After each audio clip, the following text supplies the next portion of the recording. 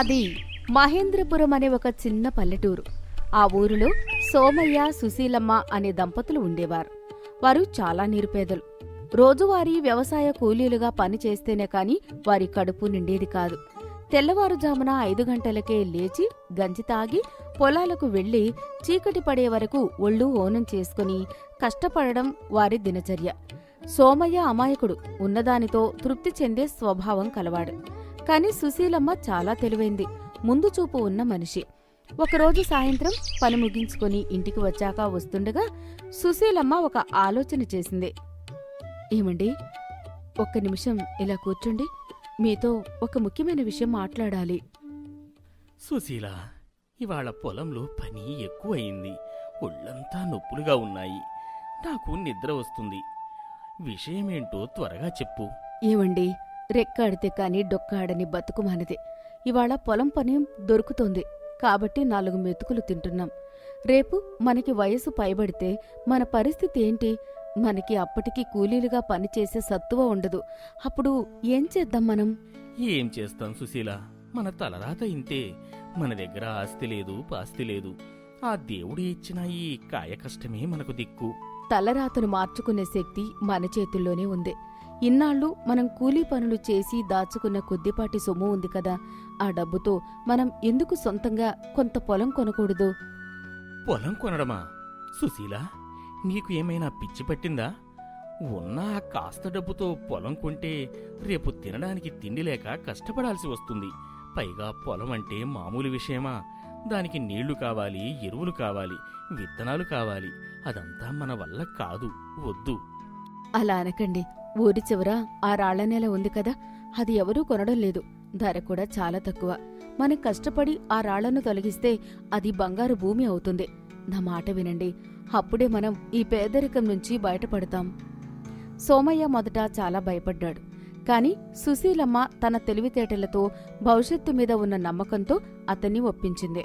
చివరకు వారు తాము దాచుకున్న ప్రతి పైసా పోగుచేసి ఊరి చివర ఉన్న ఒక ఎకరం బీడు భూమిని కొన్నారు.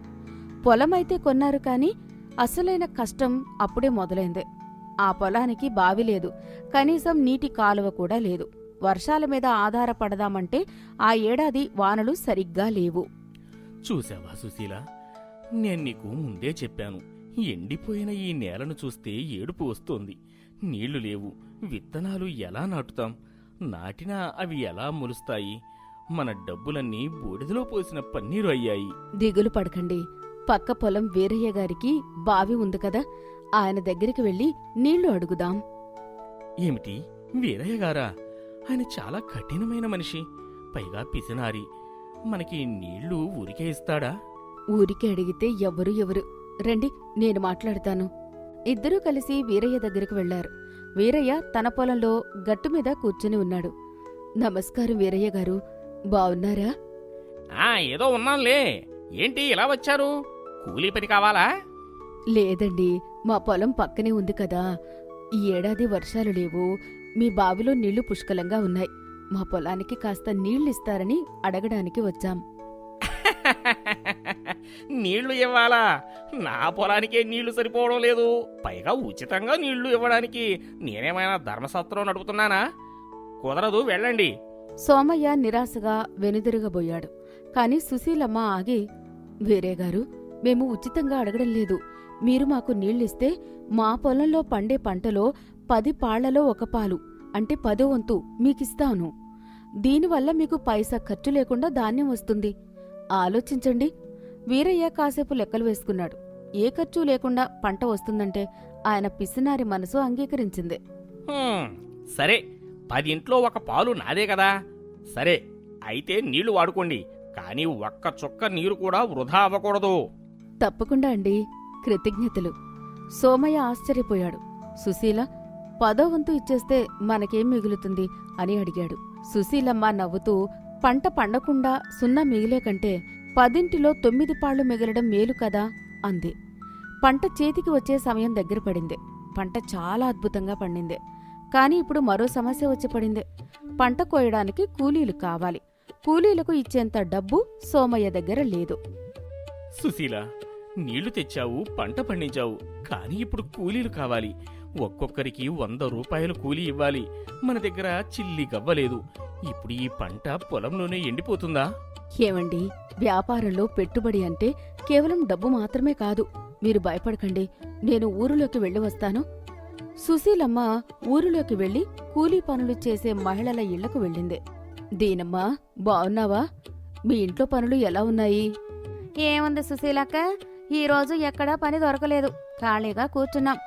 అయితే ఒక మాట, మా పొలంలో పంట కోయడానికి సిద్ధంగా ఉంది. మీరందరూ వచ్చి మా పొలంలో పని చేయండి. దానికి బదులుగా రేపు మీ పొలాల్లో పనులు ఉన్నప్పుడు నేను నా భర్త వచ్చి ఉచితంగా పని చేస్తాం. ఒకవేళ మీకు పొలం లేకపోతే మీరు చేసిన పనికి బదులుగా మా పొలంలో పండిన గింజలు మీకిస్తాను. అంగడికి వెళ్ళి కొనే పని లేకుండా మీకు ధాన్యం దొరుకుతుంది. ఆ మహిళలందరికీ ఈ ఆలోచన బాగా నచ్చింది.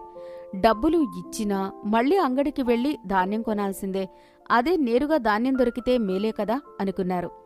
సరే సుశీలక్క, ఇవాళ ఎలాగూ పనిలేదు, నీ పొలానికి వస్తాం, మాకు ధాన్యమిస్తే చాలు. అలా సుశీలమ్మ 1 రూపాయి ఖర్చు లేకుండా ఊరిలోని కూలీలందరినీ తన పొలానికి తీసుకువచ్చింది. సోమయ్య ఇది చూసి నోరెళ్లబెట్టాడు. సుశీల, నువ్వు మామూలు మనిషివి కాదు, మహాలక్ష్మి. డబ్బు లేకుండా పనులు ఎలా చేయాలో నీ దగ్గరే నేర్చుకోవాలి. ఏమండి, లోకంలో అందరికీ అవసరాలుంటాయి. అవతలి వారి అవసరాన్ని మనం గుర్తించి మనతో కలిపితే అందరికీ లాభమే. పంట కోత ముగిసింది. ధాన్యం బస్తాలు ఇంటికి చేరాయి. వీరయ్య గారికి ఇవ్వాల్సిన 10వ వంతు ఇచ్చేశారు. కూలీలకు ఇవ్వాల్సిన గింజలు ఇచ్చేశారు. అయినా కూడా సోమయ్య ఇంటి ముందు పెద్ద ధాన్యపు రాశి మిగిలింది. సోమయ్య లెక్కలు వేయడం మొదలుపెట్టాడు. మొత్తం ధాన్యం లెక్క తేలాక సోమయ్య ఆనందంతో గంతులు వేశాడు. సుశీల, నమ్మలేకపోతున్నాను. మనం రోజువారీ కూలీకి వెళ్తే వచ్చే సంపాదన కంటే ఈ పంట ద్వారా మనకి 3 రెట్లు ఎక్కువ లాభం వచ్చింది. అంటే మనం 3 ఏళ్లు కష్టపడితే వచ్చే డబ్బు ఈ ఒక్క పంటతోనే వచ్చింది. చూశారా, సొంతంగా పొలంలో పనిచేయడమంటే ఇదే. మన తెలివితేటలను, కష్టాన్ని మన కోసం మనం వాడుకుంటే విజయం మన వెంటే ఉంటుంది. నిజమే సుశీల. ఆ రోజు నువ్వు చెప్పినట్టు వినకపోతే ఈరోజు మనం మళ్ళీ ఎవరి పొలంలోనో కూలీలుగా ఉండేవాళ్లం. నీ ధైర్యం, నీ తెలివితేటలే మన అదృష్టాన్ని మార్చాయి. అది కేవలం నా విజయం కాదండి. నేను ఆలోచన ఇస్తే మీరు ఆ ఎండలో రాళ్లను తొలగించి చెమట చిందించారు. మీ కష్టానికి నా తెలివి తోడైంది, అంతే. మహేంద్రపురం గ్రామంలో ఇప్పుడు సోమయ్య, సుశీలమ్మల గురించి అందరూ గొప్పగా చెప్పుకుంటున్నారు. కూలీలుగా ఉన్నవాళ్లు సొంతంగా ఎకరం పొలం పండించి లాభాలు తీశారు అని ఊరంతా చర్చించుకున్నారు. ఆ తర్వాత ఏడాది సోమయ్య మరికొంత భూమిని కౌలుకు తీసుకున్నాడు. సుశీలమ్మ తన తెలివితేటలతో కొత్త రకం విత్తనాలను ఎలా పండించాలో తెలుసుకుంది. ఆ దంపతులు ఇప్పుడు పేదవాళ్లు కాదు, ఆ ఊరిలో గౌరవప్రదమైన రైతులు. ఒకరోజు సాయంత్రం ఇద్దరూ తమ పొలం గట్టుమీద కూర్చుని పచ్చని పైరును చూస్తున్నారు. సుశీల, ఇవాళ ఒక విషయం గుర్తొచ్చింది. ఆ రోజు వీరయ్య గారు నీళ్లు ఇవ్వనన్నప్పుడు నేను ఇంటికి వెళ్ళిపోదామనుకున్నాను. నువ్వు మాత్రం ఆయన్ని భాగస్వామిని చేశావు. ఇప్పుడు ఆయన కూడా మనకి ఏ అవసరం వచ్చినా ముందుకు వస్తున్నారు. అవునండి, ఎదుటివారిని శత్రువులుగా చూస్తే మనకే నష్టం. వారిని మన ఎదుగుదలలో భాగం చేసుకుంటే వారే మన బలమవుతారు. నువ్వు నిజంగానే మా ఇంటి మహాలక్ష్మి సుశీల. నీలాంటి భార్య దొరకడం నా అదృష్టం. సుశీలమ్మ నవ్వి ఇలా అంటుంది. ఏమండి, మీరు నా భర్తగా దొరకడం నా అదృష్టం. మీరు పంతాలకు పోకుండా నా మాట విని నాకు వెన్నుదన్నుగా నిలబడ్డారు. ఆ గుణమే మనల్ని ఇక్కడి వరకు తెచ్చింది. గాలి చల్లగా వీస్తుంది. ఆకాశంలో నక్షత్రాలు మెరుస్తున్నాయి.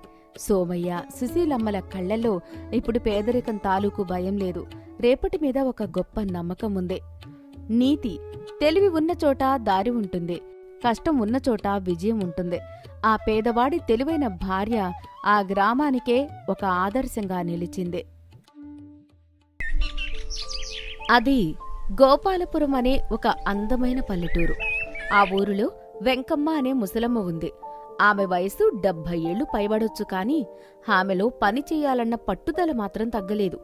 కష్టపడితేనే కడుపు నిండుతుంది, కూర్చుని తింటే కొండలైనా కరిగిపోతాయి కదా అనేది ఆమె సిద్ధాంతం. అయితే వయసు పెరగడంతో పొలం పనులు చేయడం ఆమెకు కష్టమైపోయింది. ఒకరోజు వెంకమ్మ తనలో తాను ఇలా మాట్లాడుకోసాగింది. రోజురోజుకి పొలం పనులు చేయడం నాకు గగనమైపోతుంది. ఈ ఎండకు తట్టుకోలేకపోతున్నాను. పొలం పనులకు వెళ్ళినప్పుడు నా చేతి వంట బావుంటుందని అందరూ నా సద్దిలో కూర కావాలనేవారు. నాలో వంట రుచిగా చేసే నైపుణ్యం ఉంది కదా. ఊరి చివర ఉన్న ఒక పాత పాకలో ఒక చిన్న భోజనశాల పెడితే పోలా? వచ్చి వెళ్లే బాటసారుల కడుపు నిండుతుంది, డబ్బు రావడంతో పాటు కాలక్షేపమూ అవుతుంది. అనుకున్నదే తడవుగా పాత పాకలో భోజనశాలని ఏర్పాటు చేసింది వెంకమ్మ. వెంకమ్మ తనలో తాను, నేను వంటలు చేయగలను కాని ఆ వంట పాత్రల్ని కడగడం, కూరగాయలు తరగడం, భోజనశాలని శుభ్రంగా ఉంచడం ఇవన్నీ నాకు తలకు మించిన పని. అందుకోసం నేను ఎవరినైనా పనికి పెట్టుకోవాలి. భోజనశాలలో పనులు చేయడానికి వెంకమ్మ సోమయ్య అనే అతన్ని పనిలోకి తీసుకుంది. సోమయ్యకు ఊరిలో పెద్దగా పేరు లేదు కాని పని మాత్రం బాగా చేస్తాడు. వ్యాపారం మొదలైంది. వెంకమ్మ వంటల రుచికి జనం వరుస కట్టడం మొదలుపెట్టారు. సోమయ్య, అటు చూడు, మూడో బల్ల దగ్గర కూర్చున్నాయనకి కాస్త నెయ్యి ఎక్కువ వెయ్యి. పాపం పట్నం నుంచి వచ్చినట్టున్నాడు. మన పల్లెటూరి నెయ్యి రుచి చూడని. అలాగే ఎంకమ్మత్త, నువ్వు వంట మీద శ్రద్ధ పెట్టు, బయట సంగతి నేను చూసుకుంటాను. వ్యాపారం బాగానే సాగుతోంది. వెంకమ్మ చేతి వంట రుచి చూడడానికి పక్క ఊరి నుండి కూడా జనం రావడం మొదలుపెట్టారు. కాని నెల తిరిగేసరికి చూస్తే భోజనశాల ఆదాయంలో వెంకమ్మకి పెద్దగా పురోగతి కనిపించలేదు. వెంకమ్మ లెక్కలు వేసుకుంటూ, భోజనశాలకి జనం విపరీతంగా వస్తున్నారు. వండిన వంటలు ఏమీ మిగలకుండా అయిపోతున్నాయి. కాని చేతికి మాత్రం డబ్బులు రావడం లేదు. పైగా ఈ మధ్య వంటగదిలో సరుకులు కూడా మాయమవుతున్నాయి. 5 బస్తాల బియ్యం తెస్తే అవి 10 రోజుల్లోనే అయిపోయాయి. నూనె డబ్బా కూడా 15 రోజులు రావడం లేదు. ఏదో జరుగుతోంది, అది కనిపెట్టాలి. వెంకమ్మకి సోమయ్య మీద అనుమానం వచ్చింది. ప్రతిరోజు ఆ భోజనశాల నుండి చివరిగా వెళ్లేది సోమయ్యనే. అందుకే అతన్ని కనిపెట్టాలని నిర్ణయించుకుంది వెంకమ్మ. ఒకరోజు మధ్యాహ్నం వేళ, సోములు, నాకు కాస్త నీరసంగా ఉంది. నేను ఇంటికి వెళ్తున్నాను. మన భోజనశాలని జాగ్రత్తగా చూసుకో. నువ్వు అంతగా చెప్పాలా ఎంకమ్మత్త? నేను చూసుకుంటానులే, నువ్వు వెళ్ళి విశ్రాంతి తీసుకో. అలా చెప్పి వెంకమ్మ భోజనశాల నుండి బయలుదేరింది. సాయంత్రం అయ్యింది. వెంకమ్మ భోజనశాలకి కాస్త దూరంలో చెట్టుచాటున ఉండి భోజనశాల వైపు చూస్తోంది. కాసేపటికి సోమయ్య భోజనశాల మూసి ఒక సంచి చేతిలో పట్టుకుని రావడం వెంకమ్మ గమనించింది. చెట్టు దగ్గరికి సోమయ్య రాగానే వెంకమ్మ గట్టిగా అరిచింది. సోమయ్య, ఆగు! ఎక్కడికి ఆ సవారీ? సోమయ్య ఉలిక్కిపడి అక్కడే నిలబడిపోయాడు. సంచి కింద పడింది. ముఖం తెల్లబారిపోయింది. అత్తా, అది అది ఏమీ లేదత్తా. ఏమీ లేదా? కళ్ల ముందు కందిపప్పు, బియ్యం కనిపిస్తుంటే ఏమీ లేదంటావా? ఇటురా, లోపలికి నడు. వెంకమ్మ అతని భోజనశాల లోపలికి తీసుకెళ్లి కూర్చోబెట్టింది. చెప్పు సోమయ్య, నేను నిన్ను కొడుకులా చూసుకుంటే నువ్వు నాకే ఎసరు పెడుతున్నావా? వచ్చిన వాళ్ల దగ్గర డబ్బులు కూడా నువ్వే నొక్కుతున్నావని నాకు తెలిసిందే. ఆ సరుకులు నన్నడిగి తీసుకుంటే నేను కాదనేదాన్ని కాదు. కాని నువ్వు ఇలా చేయడం నాకు చాలా బాధ కలిగిస్తోంది. ఎందుకిలా చేస్తున్నావు? వెంకమ్మ అలా అనడంతో సోమయ్య ఒక్కసారిగా ఏడవడం మొదలుపెట్టాడు. నన్ను క్షమించత్తా. నా ఇంట్లో ధాన్యం లేదు, భార్యకు ఒంట్లో బాలేదు. నీకు తెలిస్తే తీయనివ్వవని ఇలా దొంగతనంగా తీసుకెళ్తున్నాను. ఆ డబ్బులు కూడా మందుల కోసమే వాడుకున్నాను. అత్త, ఇంకెప్పుడు ఇలా చేయను. నన్ను పల్లె నుంచి తీసేయకు. వెంకమ్మ కాసేపు ఆలోచించింది. సాధారణంగా ఎవరైనా ఇలాంటి పరిస్థితుల్లో పనివాడిని తిట్టి బయటకు పంపేస్తారు. కాని వెంకమ్మకు ఒక ఆలోచన వచ్చింది. సోమయ్య, లేచి కూర్చో. చూడు, నేను ముసలిదాన్నైపోయాను. ఈ భోజనశాల రేపు నీకు కూడా ఆధారం కావాలి. నువ్వు ఇలా దొంగతనం చేస్తే వ్యాపారం మునిగిపోతుంది. అప్పుడు మనిద్దరికీ తిండి ఉండదు. అందుకే నీకు అవకాశం ఇస్తున్నాను. అవకాశమా? ఏంటత్తా అది? ఇప్పటిదాకా నువ్వు జీతం కోసం పనిచేశావు. అందుకే నీకు వ్యాపారం మీద శ్రద్ధ లేదు. ఇకపై ఈ భోజనశాలలో నువ్వు పనివాడివి కాదు, భాగస్వామివి. అంటే లాభాల్లో నీకు కూడా వాటా ఇస్తాను. నువ్వు ఎంత నీతిగా ఉండి వ్యాపారం పెంచితే నీకు అంత ఎక్కువ డబ్బులు వస్తాయి. ఏమంటావు? సోమయ్య కళ్ళు మెరిశాయి. దొంగగా నిలబడిన చోట ఇప్పుడు యజమానిని అయ్యాను అన్న సంతోషం అతనిలో కలిగింది. నిజమా అత్తా? నాకు వాటా ఇస్తావా? అత్తా, ఈ రోజు నుంచి చూడు, ఒక్క రూపాయి కూడా అటు ఇటు అవ్వదు. ఎవరైనా డబ్బులు ఇవ్వకుండా వెళ్తుంటే వాళ్ళ తాట తీస్తాను. అప్పటినుంచి సోమయ్య పూర్తిగా మారిపోయాడు. యజమాని అనే భావం తనలో రావడంతో భోజనశాలను తన సొంత ప్రాణంగా చూసుకోవడం మొదలుపెట్టాడు. హాస్యం ఏమిటంటే సోమయ్య ఇప్పుడు వెంకమ్మ కంటే ఎక్కువ జాగ్రత్తగా భోజనశాల చూసుకుంటున్నాడు. ఒకరోజు ఒక వ్యక్తి భోజనశాలలో తిని డబ్బులివ్వకుండా మెల్లిగా జారుకుంటున్నాడు. సోమయ్య గమనించి పరుగున వెళ్లి అతన్ని అడ్డగించాడు. ఓయ్, ఎక్కడికా పరుగు? తిన్న భోజనానికి డబ్బులు ఇయ్యడం మర్చిపోయినట్టున్నావు. ముందు ఆ డబ్బులు కట్టు.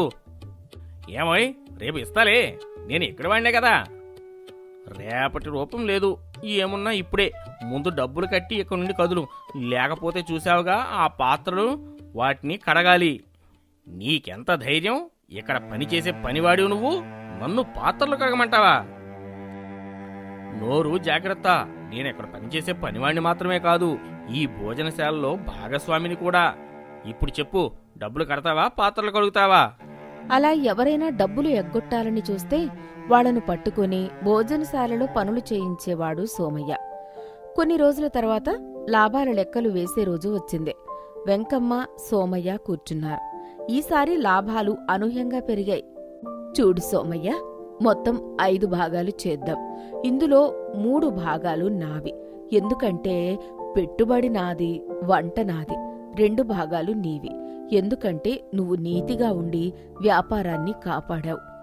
వెంకమ్మ తన ముందు ఉన్న డబ్బుల నుంచి సోమయ్యకు 2 వంతులిచ్చింది. అది చూసి సోమయ్య ఆనందం పట్టలేకపోయాడు. అత్తా, ఇన్ని డబ్బులా? ఇది నా జీతం కంటే కొన్ని 100 రూపాయలు ఎక్కువే ఉంది. నువ్వు దేవతవి అత్తా. ఆ రోజు నువ్వు నన్ను క్షమించకపోయి ఉంటే ఈ రోజు నా జీవితం దుర్భరంలా ఉండేది. నీ వలన నా కష్టానికి ప్రతిఫలం దక్కింది. సోమయ్య, నువ్వు వాస్తవానికి మంచివాడివి. కాని పరిస్థితులు కొన్నిసార్లు మనుషుల్ని మార్చుతాయి. ఏదేమైనా ఎప్పటికైనా నువ్వు మారావు. నాకది చాలు. ఇదిగో ఈ డబ్బు తీసుకుని నీ భార్యకి మంచి వైద్యం చేయించు. అలాగే మీ ఇంటికి అన్ని సరుకులు తీసుకెళ్ళు. సోమయ్య సంతోషంగా డబ్బులు తీసుకుని తన ఇంటికి వెళ్ళాడు. అతను వెళ్ళాక వెంకమ్మ తన మనసులో ఇలా అనుకుంది. నా ఉపాయం భలే పారింది. ఆ రోజు వీణ్ణి బయటకు పంపిస్తే కొత్త పనివాడు దొరకడానికి 10 రోజులు పట్టేది. వాడు వీడికంటే పెద్ద దొంగ అవుతాడేమో అని భయం ఉండేది. వీడికి వాటా అని చెప్పి ఆశ చూపించాను. వాస్తవానికి వీడికి ఇస్తున్నది వాటా కింద చూస్తే వీడి పాత జీతం కంటే ఓ 200 మాత్రమే ఎక్కువ. కాని ఆ వాటా అన్న మాట వీడిలో యజమానిని నిద్రలేపింది. ఇప్పుడు వీడు నాకంటే శ్రద్ధగా పనిచేస్తున్నాడు. భోజనశాల కూడా హాయిగా సాగుతోంది. డబ్బులు భద్రంగా ఉంటున్నాయి. తెలివైన వ్యాపారం అంటే ఇదే కదా. వెంకమ్మ తెలివితేటలతో ఆ భోజనశాల మరింత ప్రసిద్ధి చెందింది. సోమయ్య నిజాయితీగా, కృతజ్ఞతతో ఆమెకు తోడుగా నిలిచాడు. ఇద్దరూ కలిసి సంతోషంగా, గౌరవంగా తమ జీవితాన్ని సాగించారు.